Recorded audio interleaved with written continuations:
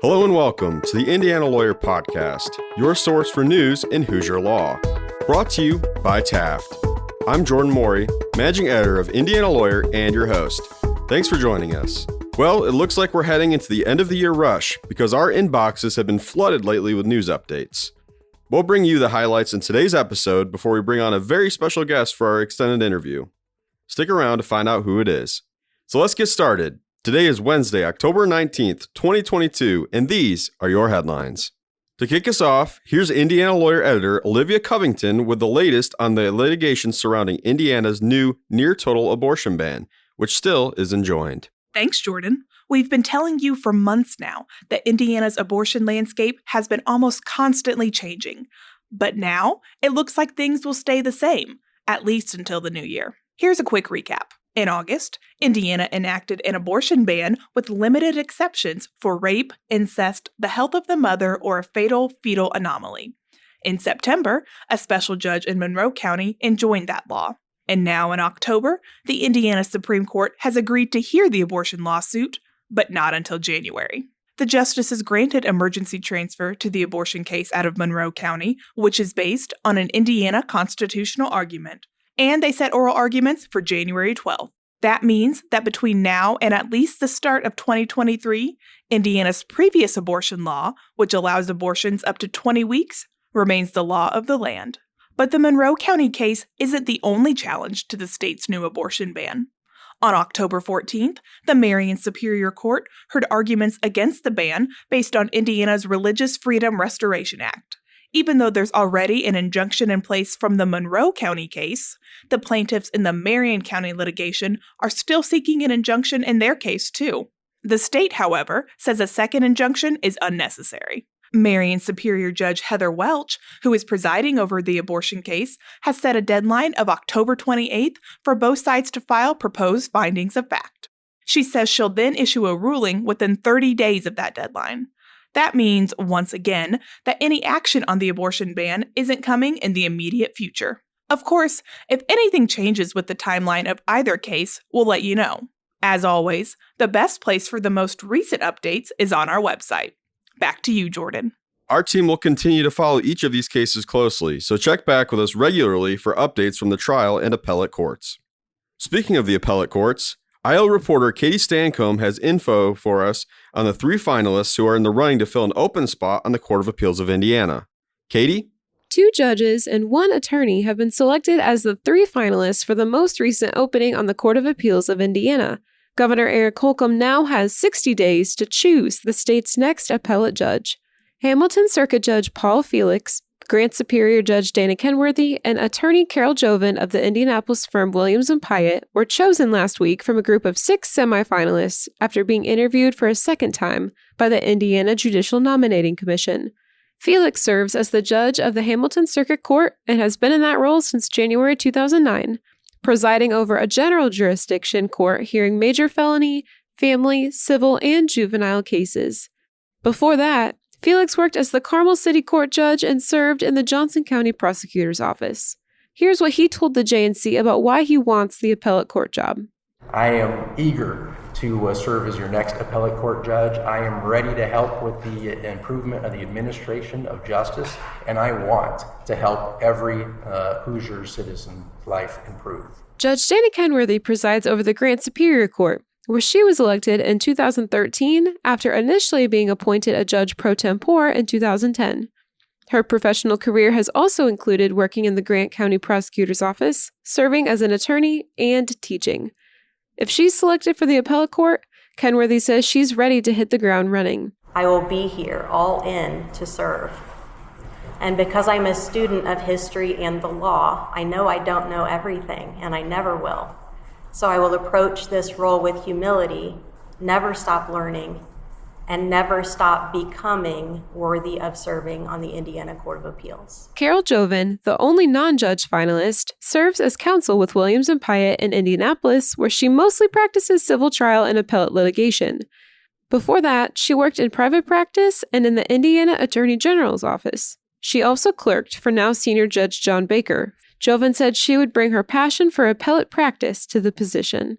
Having been a judicial law clerk and having done many appeals and having been involved actively in the appellate practice section of the Indy Bar, I really enjoy appellate work.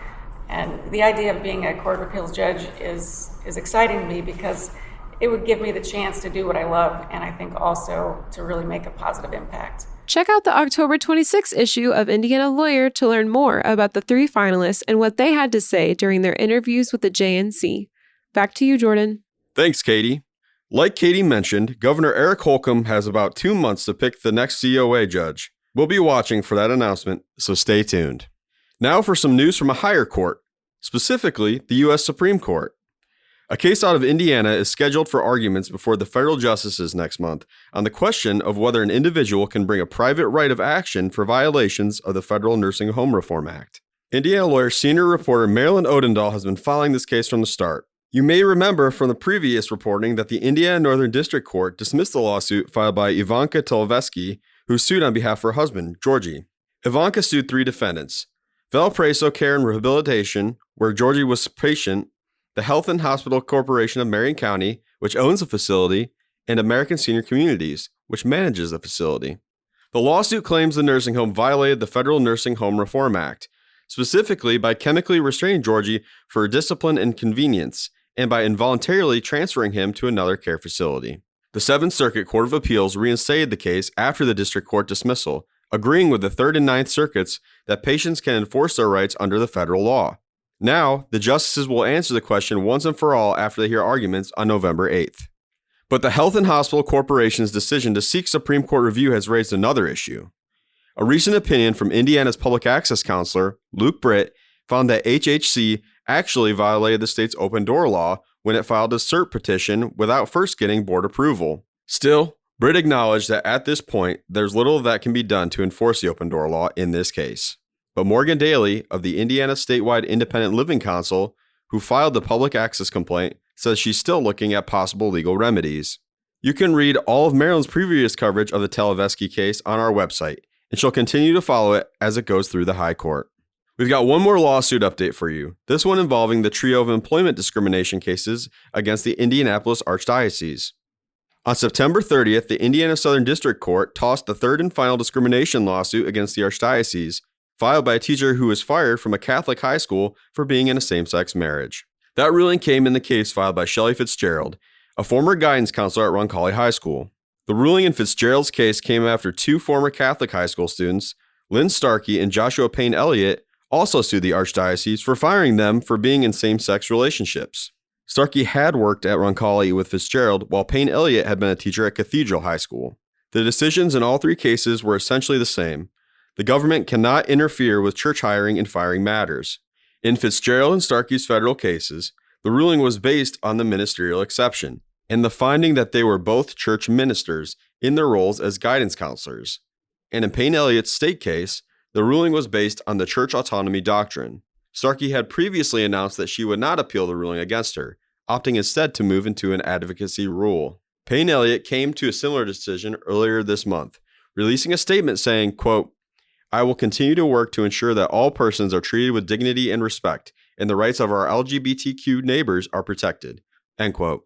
But Fitzgerald hasn't decided whether she will appeal, so it's possible that at least one of the cases against the Archdiocese will continue. We'll be sure to let you know what comes next in her case. In law school news, the Indiana University Maurer School of Law has a new permanent dean. On October 13th, IU Maurer announced longtime faculty member Christiana Ochoa as the 17th dean in the Bloomington Law School's history. Ochoa, who has served as interim dean since July, will move into the full-time deanship at the Bloomington School effective November 1st. She is the first person of color and the second woman to be named dean in IU Maurer's history. Additionally, according to IU Maurer, Ochoa is the 8th Latina ever to serve as the dean of a U.S. law school. Ochoa has worked at IU Maurer since 2003 in various leadership and teaching positions.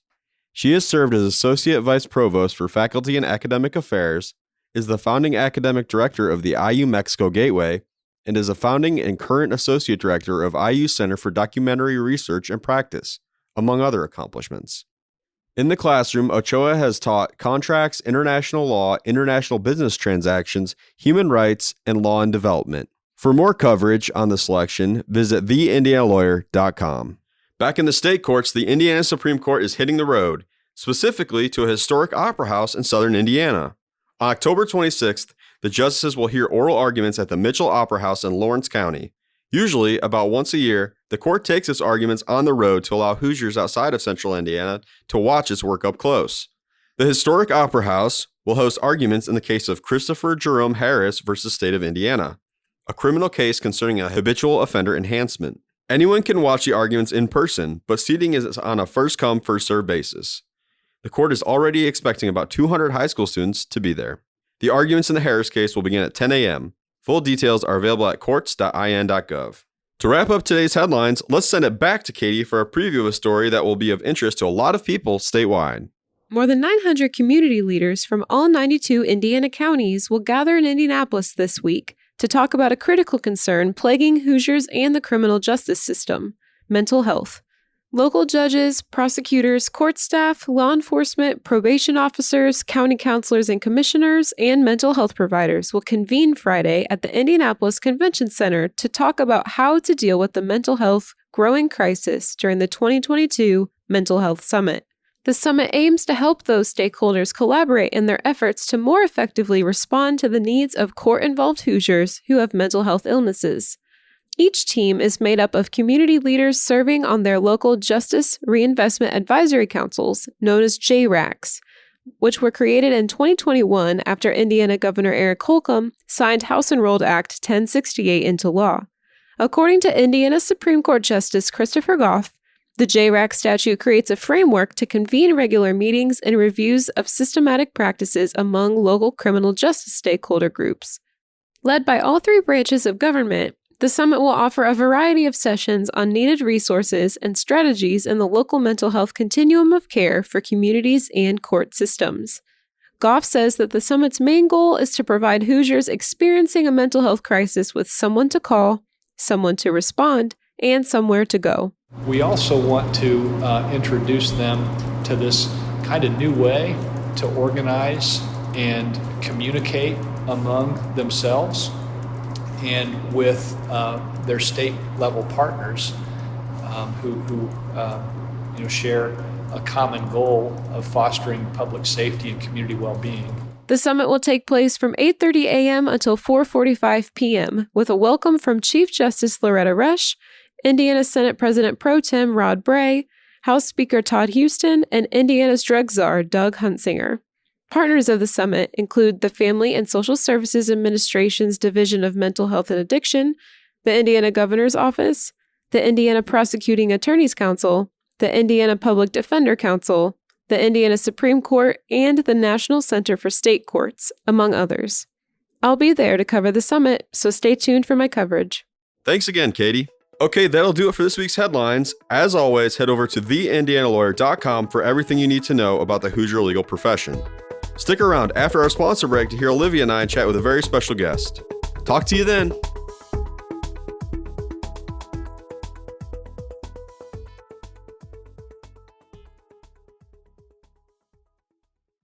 Taft, today's modern law firm. At Taft, we cultivate a highly respectful, transparent workplace that fosters creativity, teamwork, inclusion, and diversity. We couple our culture with a client-first approach, rewarding lawyers who understand their clients' goals and work to deliver success. Taft, the modern law firm. To learn more, visit taftlaw.com. For this week's extended interview, we've changed it up a little bit with our guest rotation. Instead of a current leader in the Indiana legal profession, we have a leader of tomorrow in studio with us today.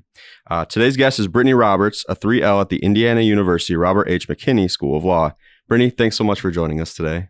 Thanks for having me. Absolutely. So usually we first ask our guests how they got into the law profession.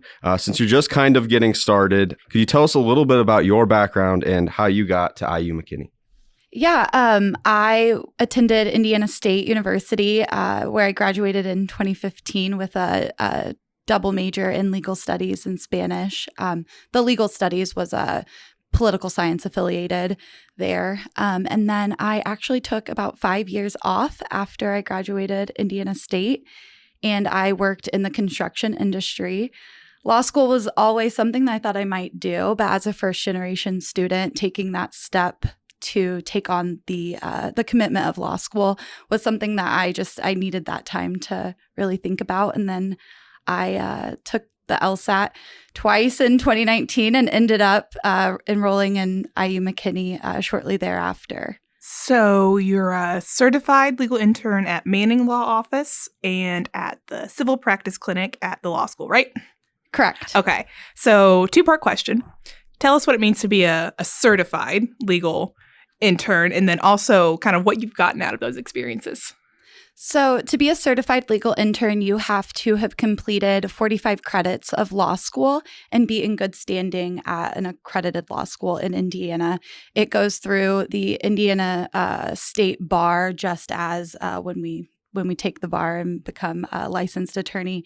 When you're certified, you can actually practice in court and take on a little bit more responsibility under a supervised attorney. So that just is a fancy way of saying that I can actually go and participate in the court proceedings and get some of that practice as a student. So far, with Manning Law Office, I have been able to participate a limited amount in court, depending on my schedule. And it has been great to get in front of actual judges and be able to participate in those court proceedings, get some of those jitters out that come with being on the spot for the first time. It has helped me tremendously with school to know that, I can get out there, I can get involved, I can do the work. Specifically with the Civil Practice Clinic, that has helped a lot with client counseling as we meet through a partnership with a community organization. We meet with their employees and their references to our clinic, or the referrals, I guess, to our clinic.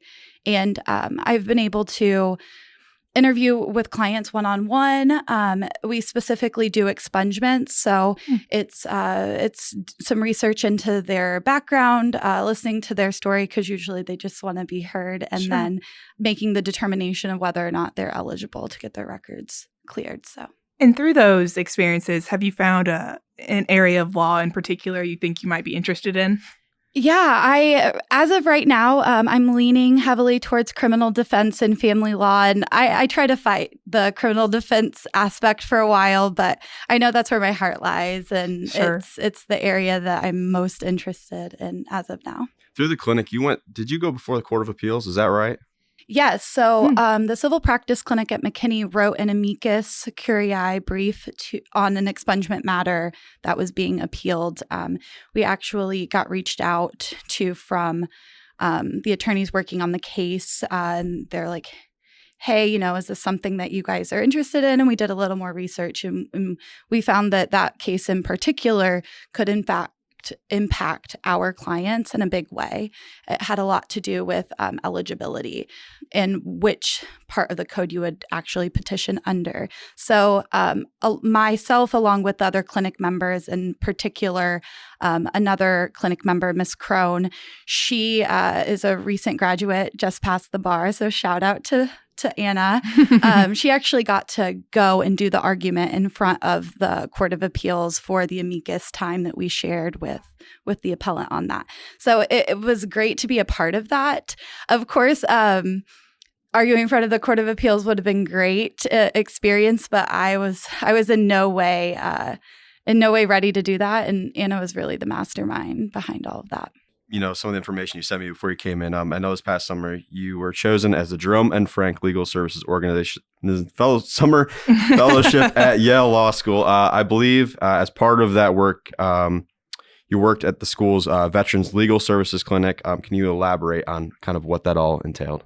Yes. So actually, my clinic director, Professor Hagan at McKinney, she had gotten the opportunity sent to her through a mailing list. So she forwarded that on to me. So basically at Yale, they operate clinics just like McKinney does.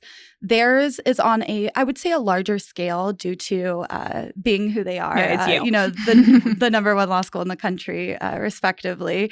So they operate the Jerome and Frank Legal Services Organization, much like a law firm would be organized and operated. And so I applied and I did the interview. And then when I got accepted as a position there, that was kind of a shock. I wasn't expecting to even get the interview, but their veterans clinic, their veterans legal services clinic is the one that I selected to be a part of for the summer. And it's operated the same way.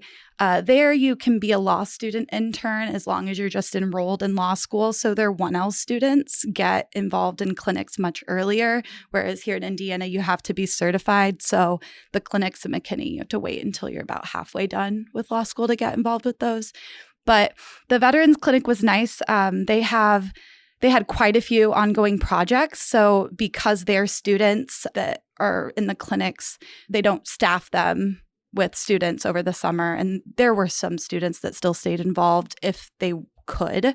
A lot of them were conflicted out because of the places they were working were related to some of the stuff that the clinic worked on. But I did get to work on a few really, really cool projects, and it was a great experience to be out on the East Coast. So tell us about law school during a pandemic. You kind of, I guess you would have started right at the beginning of all the craziness. And so that's kind of all you've known in law school, really. So, I mean, what's that like? Yeah, of course, I had no idea that the pandemic was going to happen when I started preparing. Because, I mean, it took me about a year and a half just to prepare to go back to school.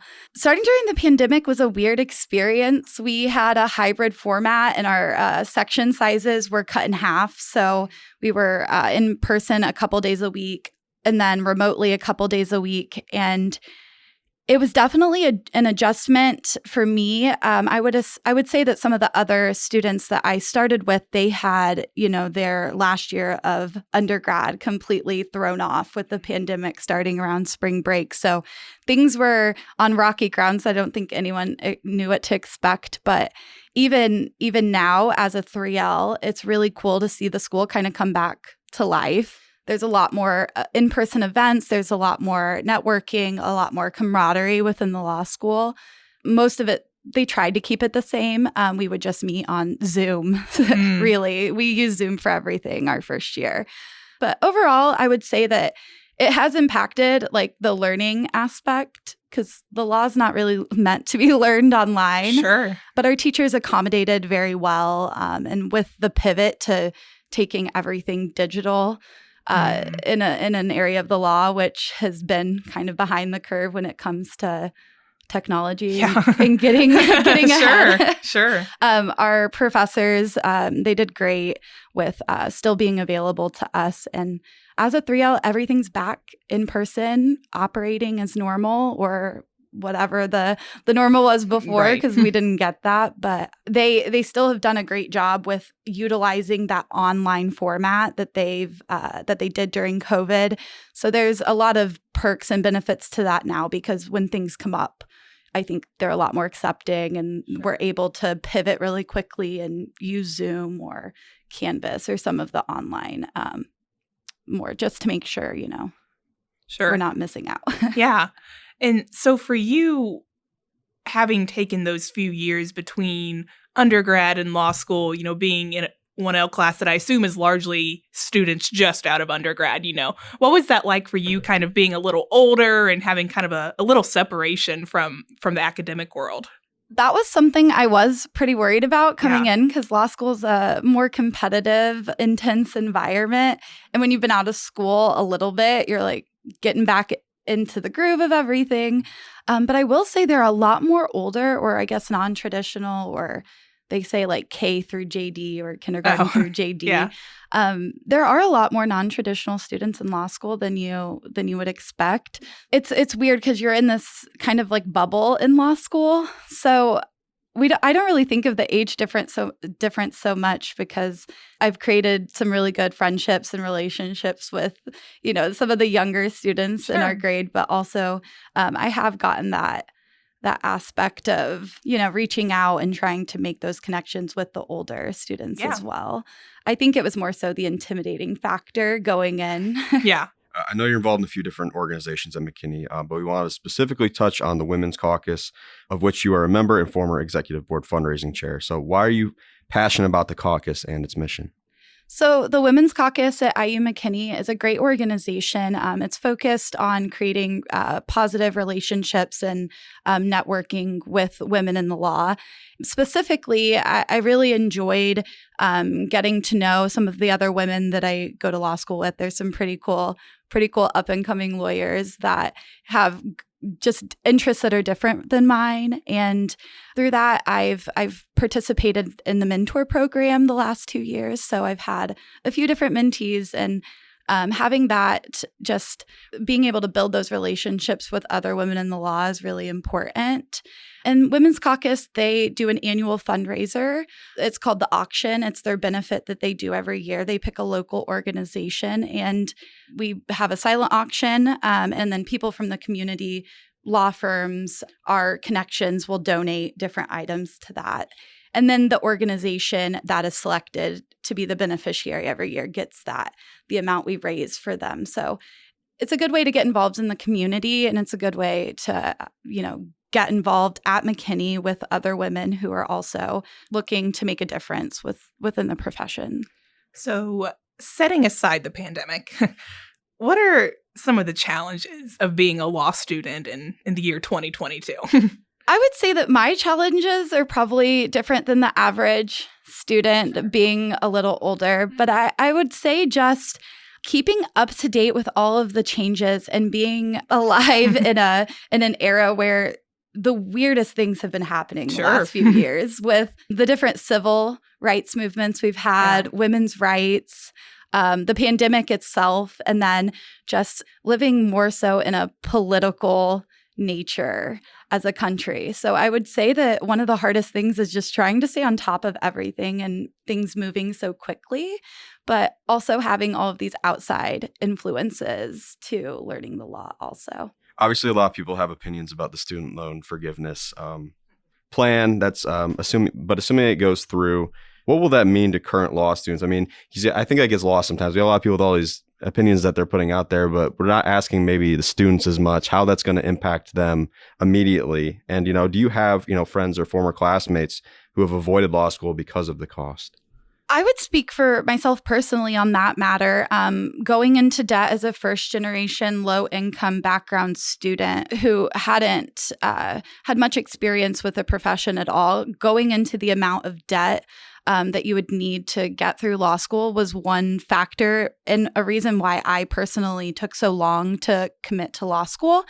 Having that amount of debt seemed crippling at the time, especially when you come from a family where you don't have the financial support from your parents. Specifically with the loan forgiveness, I would say that it's attempting to put maybe a Band-Aid on a bullet hole when it comes to higher education in America.